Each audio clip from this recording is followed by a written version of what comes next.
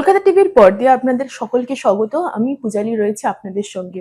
এই মুহূর্তে দাঁড়িয়ে জানা যাচ্ছে যে অন্নপূর্ণা যোজনা নিয়ে কিন্তু বেশ দুশ্চিন্তায় রয়েছে নানান ধরনের মানুষগুলো।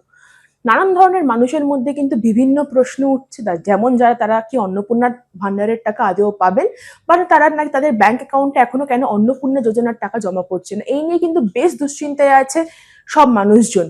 জানা যাচ্ছে যে জুন ও জুলাই মাসে একাধিক মহিলাদের কিন্তু ব্যাংক অ্যাকাউন্টে কিন্তু ইতিমধ্যেই কিন্তু এই অন্নপূর্ণা যোজনার কিন্তু টাকা ঢুকে গেছে। অর্থাৎ সেই সব উপভোক্তাদের মধ্যে কিন্তু ৩,০০০ টাকা তারা এখনো অব্দি পেয়ে গেছেন।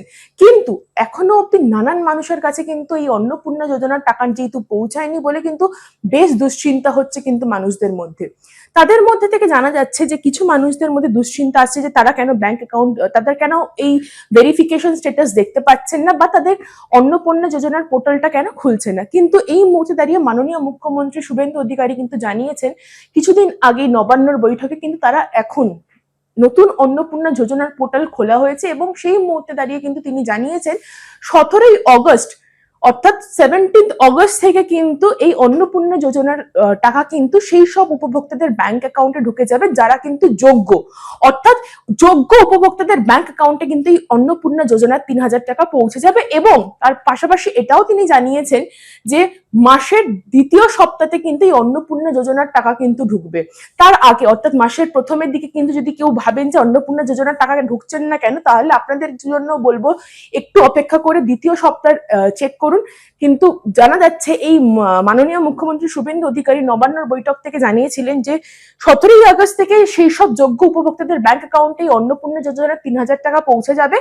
এবং তার পাশাপাশি এটাও তিনি জানিয়েছেন যে তার পরের মাস থেকে কিন্তু দ্বিতীয় সপ্তাহে কিন্তু এই অন্নপূর্ণা যোজনার টাকা পৌঁছে যাবে।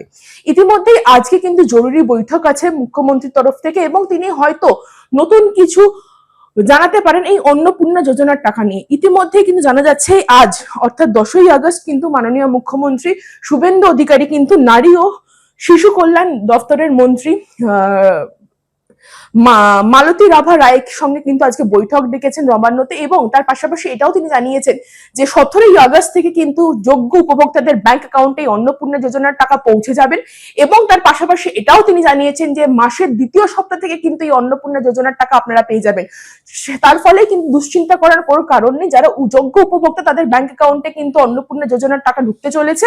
এবং তার পাশাপাশি এটাও বলে রাখবো, যারা এখনো অব্দি এই অন্নপূর্ণা যোজনার ফর্ম ফিল আপ করেননি বা আবেদন করেননি, তারা কিন্তু শীঘ্রই কিন্তু এই অনলাইন যোজনার অর্থাৎ অন্নপূর্ণা যোজনার পোর্টালে গিয়ে তারা কিন্তু এই ফর্ম ফিল আপ করতে পারেন, এবং অফলাইনেও মাধ্যমেও কিন্তু এই ফর্ম ফিল আপ করা হচ্ছে।